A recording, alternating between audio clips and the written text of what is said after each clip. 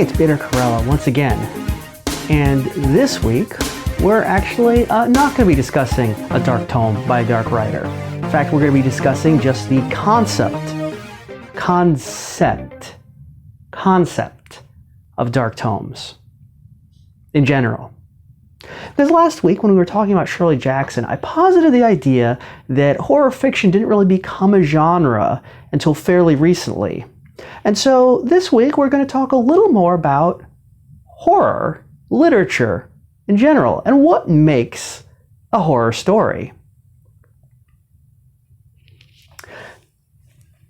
Now, previously I had said that horror really came into its own as a distinct genre in the late 70s and early 80s.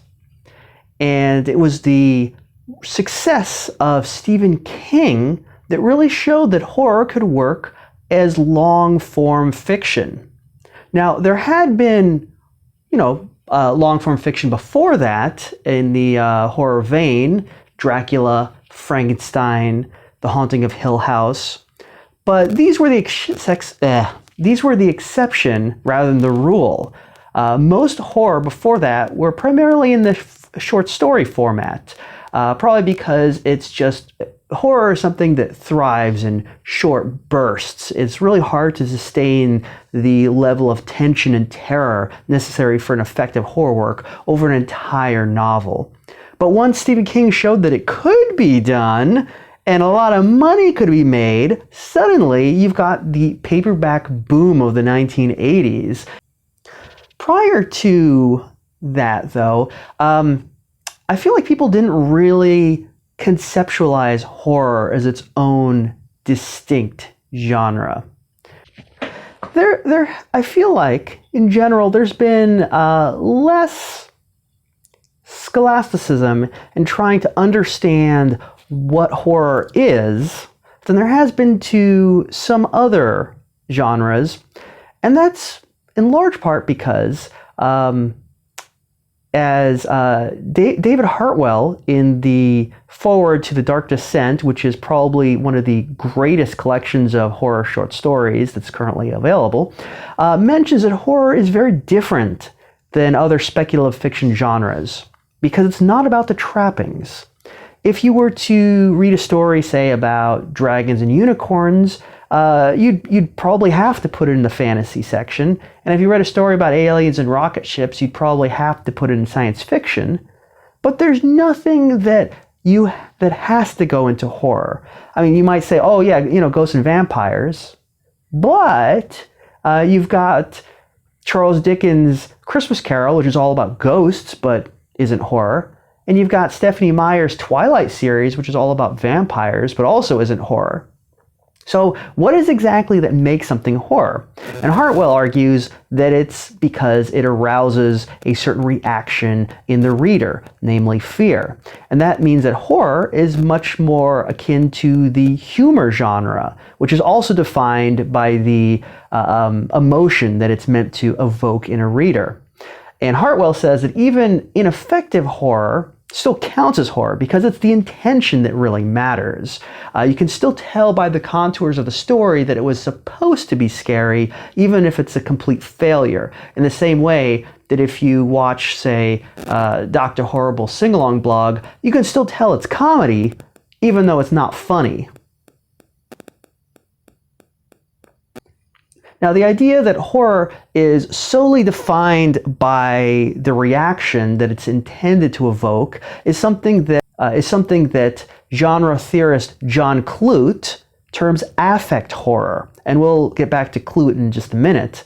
But first, I mentioned in my Shirley Jackson video that prior to that 70s and 80s horror boom, instead of thinking of horror as a single genre intended to scare you, there were most stories that were intended to evoke a terrorized or apprehensive or fearful reaction generally tended to be described using one of 4 different labels. And these 4 labels are related. They all overlap with horror to some degree, but they're not quite the same. And those 4 labels were supernatural, gothic, weird, and mystery.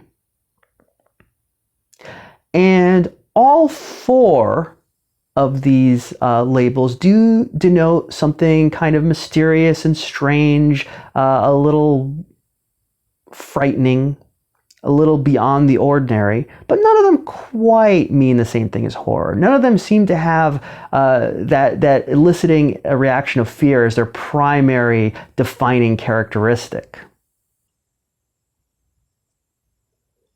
Oh wait, except Gothic kind of does. Anyway, moving on. So there.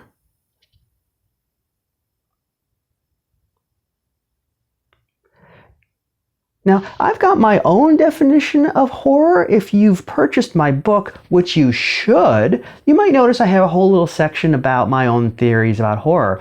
And I like to think of horror as the intersection of 3 different vertices, which in the book I defined as the grotesque, the unknown, and the supernatural.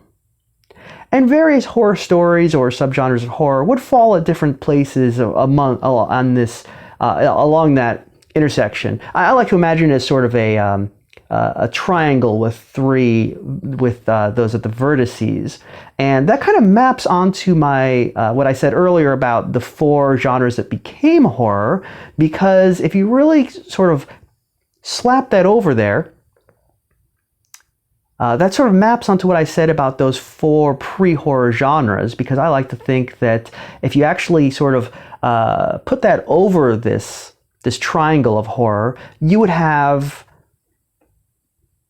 supernatural at the supernatural extreme, kind of obviously. You would have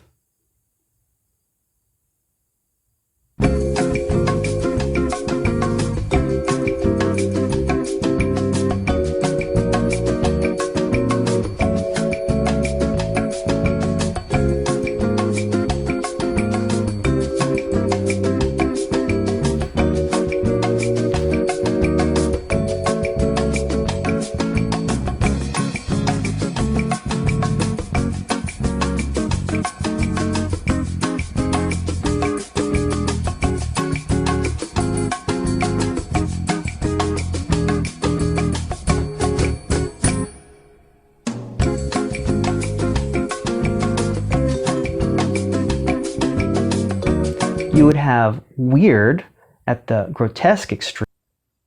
You'd have mystery at the unknown extreme, and then right slapdash in the middle, sort of at the perfect intersection of all those 3 spectrums.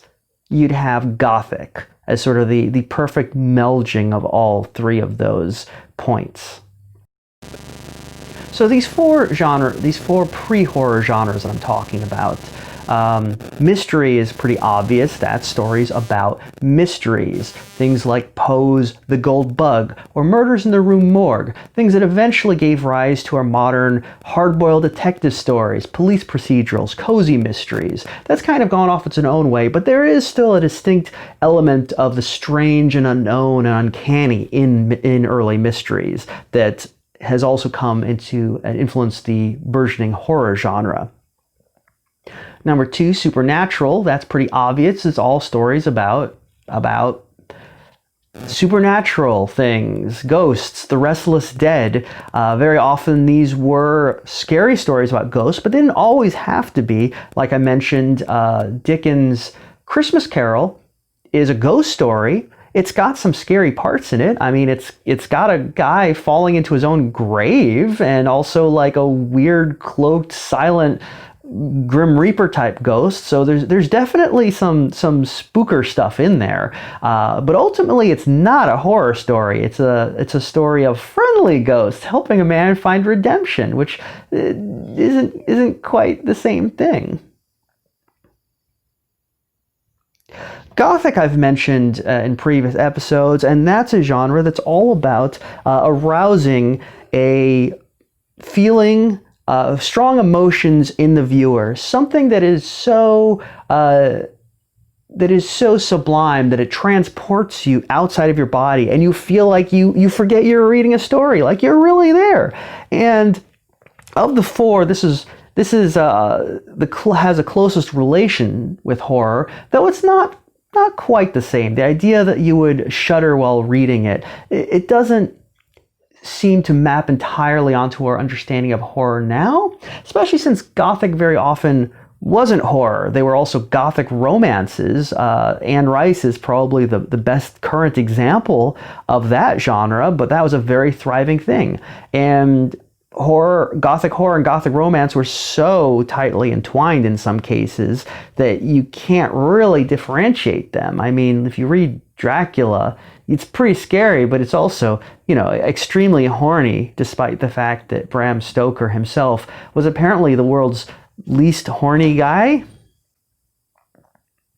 And finally, there's weird fiction. This is stuff it's just strange, it's bizarre and out there. You don't know what to make of it. Things like Lovecraft stories or August Derleth. These are stories about weird monstrosities that don't really fit into anything and just completely outside our knowledge. Things like just weird abominations. And I like to think of horror as if you've read my book, and you really should because it's a good book, I actually included a little section there where I talked about my own personal pet theory of horror. And this is my own personal feeling, so of course you may disagree. I'm not a scholar, I'm just a passionate amateur. But I like to think of horror as a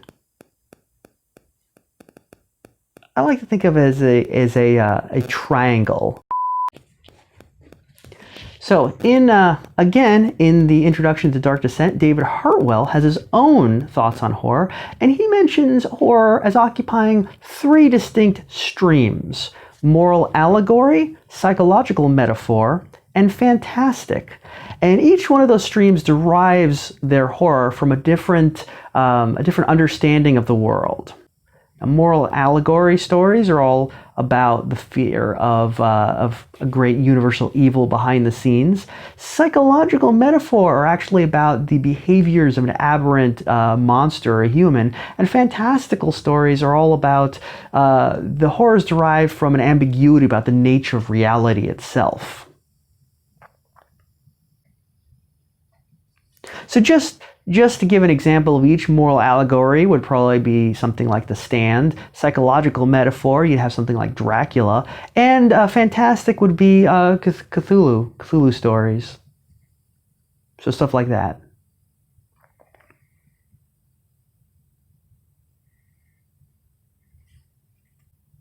And again, all of this supposes that horror is defined by its intention to strike fear into the reader, and that any story that does that can effectively be called a horror story. So, for me, the greatest horror story ever told is Raggedy Ann and Andy, A Musical Adventure.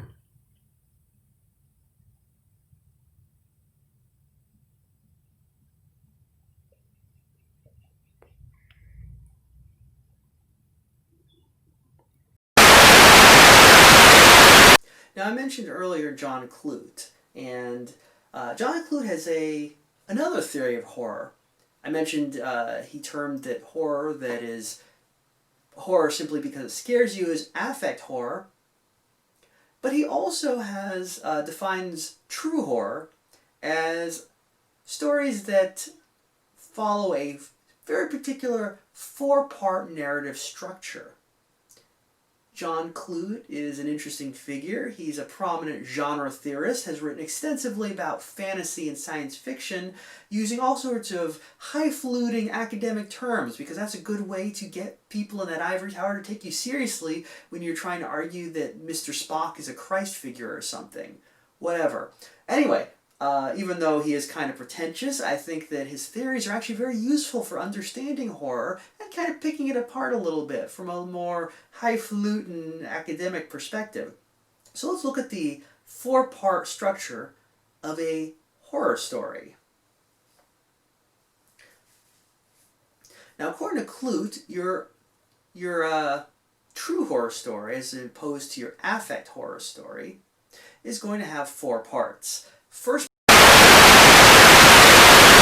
part is sighting, leading to thinning, then revel, and finally aftermath or vastation. Let's start at the beginning. So sighting is the point at which our hero becomes aware that there is something uncanny and weird and strange, something beyond our ordinary, mundane, everyday world. Now, the sighting doesn't have to be threatening. It can be innocuous, but it is uncanny. It could be something like a mysterious letter arriving in the mail. It could be the discovery of a long-lost twin, or a visitation by a spirit. The important thing is that sighting is always a premonition of things to come. Once the hero has experienced sighting, he is now hooked. And when a hero is hooked, he must move inexorably through thinning toward the ultimate revel. And hero may believe that he is exercising free will in choosing to investigate the strangeness of sighting, but in reality he has no choice in this matter, and he is a powerless pawn. Once we've gone through sighting, the next stage is thickening. And the majority of the horror tale takes place during the thickening stage. This is a stage of rising tension, where things are ultimately becoming stranger and stranger. The hero is becoming increasingly entangled in the Byzantine tangles of plot, to the point where it feels like they're being suffocated almost. There are weird coincidences compiling upon each other, unexplained appearances and disappearances. There's the appearances of ghosts, monsters lurking at the periphery, mysterious tunnels and mazes and trapdoors being discovered. Thickening is really the inverse of thinning in a fantasy story. Now, when Clute also theorized about how a fantasy story works, he said that your average fantasy story, the majority of it takes place during a stage called thinning, which is where the magic of the fantasy world is gradually being drained, and it's up to the hero to undertake a quest to rectify that.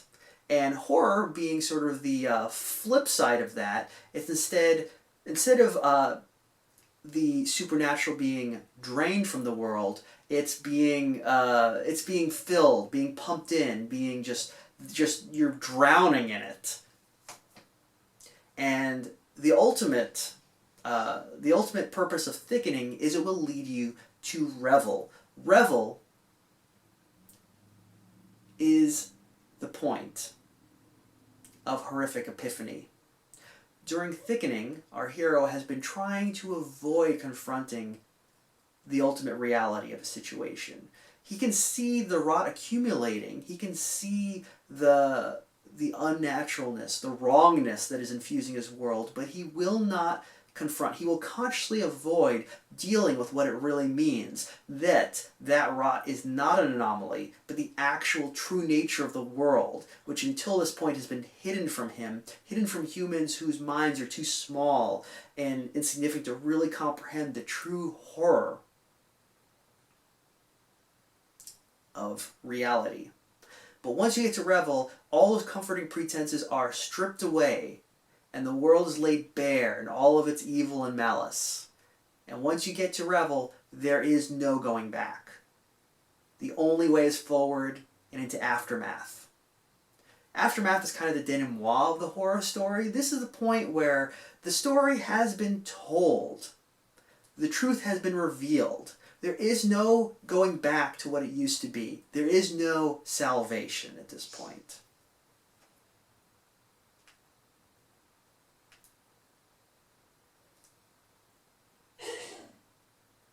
Oh, come on.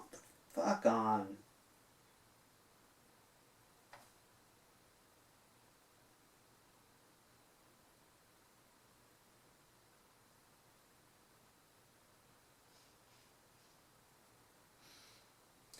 Apparently... So apparently because of freaking microphone issues, I don't know if it actually recorded that. So I'm just going to keep going. I'm going to sound a little tinny now because this is all the camera. But whatever. Where was I? Where was I? Friggin' hell. Alright, so Revel is where, yeah, the ultimate evil of the world is revealed. There's no way back. It's only forward. Well, that's pointless.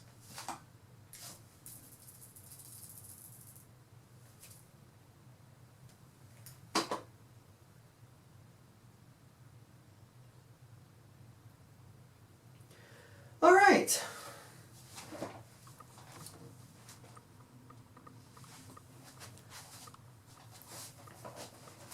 These cameras are freaking working. All right, so Aftermath is the story has been told.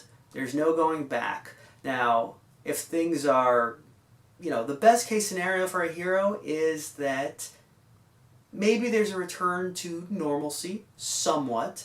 There's always knowledge that this isn't real, though. It's mainly it's a comforting delusion. It's a deferment of the reality of the world, which can't be denied. But, that's the best you can hope for in a horror story. A horror the hero will end his tale with knowledge, with awful knowledge that most people are lucky enough to not know. In contrast, the horror story may also end in Vastation. Now, the difference between Aftermath and Vastation is kind of a matter of degrees. Vastation is just a complete obliteration, not just of the world, but also the self and the psyche. This is what happens when the story ends because, not because as in a fantasy tale, there are no more problems to solve, but instead there are no more solutions to try. Once you hit Vastation, that is it. There is no more.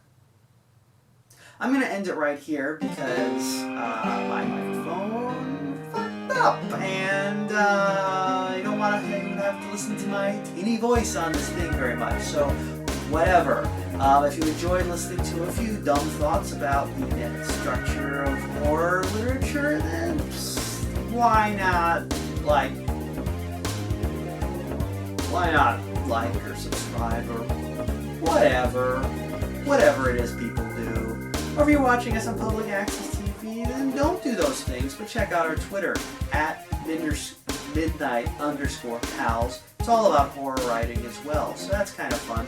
Anyway, we'll see you next time on Dark Tomes by Dark Writers, part of Deep Cuts with me, Bitter Corella. Till then, enjoy your more coils. Bye.